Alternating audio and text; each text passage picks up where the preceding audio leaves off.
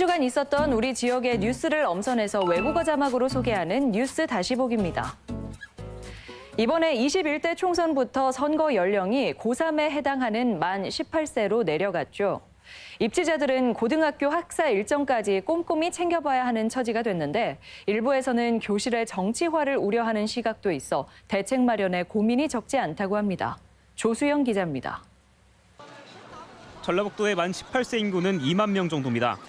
생일이 선거일 이전인 유권자는 더 못 미쳐 전체 0.5% 안팎이지만 한 표가 아쉬운 후보들에게 확장성을 가질 공략 지점입니다. 당장 이달 말부터 줄줄이 이어질 고등학교 졸업식은 총선 입지자들에게는 중요한 홍보의 장입니다. 졸업식에 학부형들이 많이 오시잖아요. 학교 입구에서 명함 나눠주고 하는 정도의 소극적인 운동을 했었어요. 명함 주면서 우리 친구들 젊은 사람들이 좀 지역에 있으려면 젊은 사람이 의원 있어야 되지 않겠냐. 저는 뭐 그런 취지로 나가서 설명하고 얘기할 생각입니다. 하지만 학교가 정치판으로 변질되는 게 아니냐는 우려의 시각도 있어 선관위가 국회에 법률 보완을 요구한 상황. 그중 하나가 학교 시설에서 선거운동이 가능한지 여부입니다. 대법원은 선거운동 장소는 왕래가 자유로운 곳으로 명시해 일반인 출입이 제한된 교실이나 사무실에서는 명함을 돌려선 안 된다고 판시하고 있습니다. 반면 선거법에선 학교에서 연설이 가능하다고 해 충돌하는 모양새입니다. 선관위는 선거운동이 어느 장소까지 가능하고 또 교실에서 제한되는지는 법리적 해석이 더 필요하다며 당장은 학생들이 불법 선거에 휘말리지 않도록 홍보에 주력한다는 방침입니다. 가정통신문, 학교 앱, SNS 등 다양한 경로를 통해서 교육 현장 특성을 반영한 사례 중심 안내 자료를 제공하고 교육청도 대책 마련에 고심인데 교실의 정치화를 우려한 나머지 내놓은 여러 행동 지침이 자칫 교복 입은 유권자들의 축제를 방해하지 않을까 경계하는 분위기입니다. 아이들한테 무엇을 하지 말라라고 하는 기본 원칙이 아니라 선거를 통해서 무엇을 할 수 있다라는 식의 긍정적인 표현들, 뭔가 이제 선거법에 위반이 되는 법을 주는 방식으로 이 선거 교육이 돼서는 안 된다는. 청소년 참정권이 확대된 21대 총선. 선거사에서 분명 기록할 만한 시점이지만 이를 뒷받침할 제도가 어설퍼 현장은 혼란스럽기만 합니다. MBC 뉴스 조수영입니다. 전북은행이 지역사회 공헌 활동을 확대합니다. 전북은행은 지난 한 해 동안 희망의 공부방 등 각종 장학 사업과 다문화 가정 지원, 불우이웃 돕기 등에 116억 원을 지출해 당기 순이익 10.5%를 지역사회 공헌 활동에 환원했다고 밝혔습니다. 은행은 올해에도 공헌 비율을 좀 더 높여 당기 순이익의 15%를 지역사회 공헌에 할애할 계획입니다.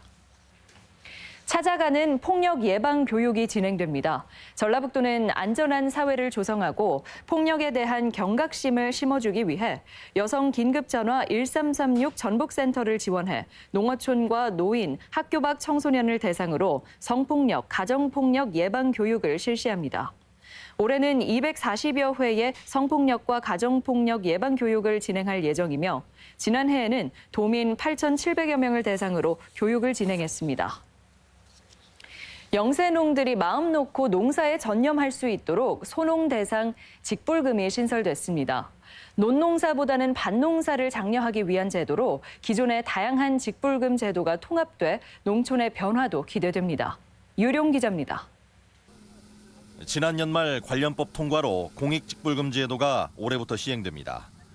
기존의 쌀 소득보전 직불금과 밭농업 직불금이 면적 직불금으로 통합되고 소농 직불금을 신설하는 내용이 골자 노는 많이 밭은 적게 받던 차별이 줄어 과잉 생산인 쌀을 줄이고 농지가 적은 농민도 농업에 전념하도록 하기 위한 조치입니다.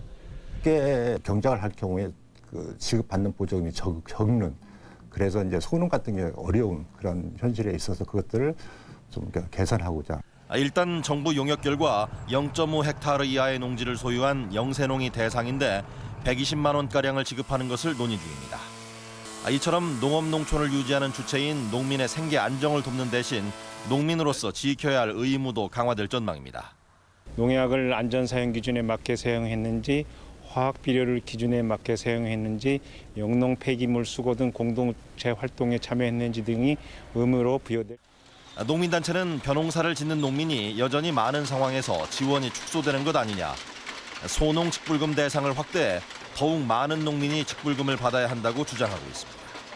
쌀에 대해서 어느 정도 가격까지는 목표를 설정해서 그 가격을 유지할 수 있도록 조치를 취하는 것들이 전제가 돼야 되고요. 최소한 2헥타까지는 해당이 돼서 정부는 쌀 소득 보전은 다른 수급 안정 대책을 통해서 진행하고 직불금은 반농업으로의 유도책으로 활용할 계획. 새로운 직불금 제도가 농촌의 공공적 기능도 높이고 농업의 다양성도 증진할 수 있는 기회가 될지 주목됩니다. MBC 뉴스 유룡입니다. 논밭두렁 태우기가 효과는 적고 미세먼지만 유발하는 것으로 나타났습니다. 농촌진흥청 조사 결과 논두렁과 밭두렁 태우기로 사라지는 곤충은 10%가 노린제목 해충이고 나머지 90%는 거미나 톡톡이 같은 천적이나 익충으로 분류됐습니다. 또한 볏짚이나 보리대, 과수, 전정가지 등 부산물은 퇴비로 재활용할 수 있어 논밭두렁 태우기가 미세먼지만 늘린다고 지적했습니다. 청년 농들의 전북 장착을 위한 지원이 이루어집니다. 전라북도는 최대 3억 원의 창업 자금이나 3년간 월 100만 원씩 지원하는 영농 정착 지원금을 받을 후계 농업 경영인과 청년 창업농을 새롭게 선발합니다. 대상은 만 18세에서 후계 농업 경영인은 50세 미만, 청년 창업농은 40세 미만이며 희망자는 지자체 농정부서나 온라인 농림사업 정보 시스템을 통해 신청할 수 있습니다. 전라북도에서 열리는 다양한 행사들을 소개합니다.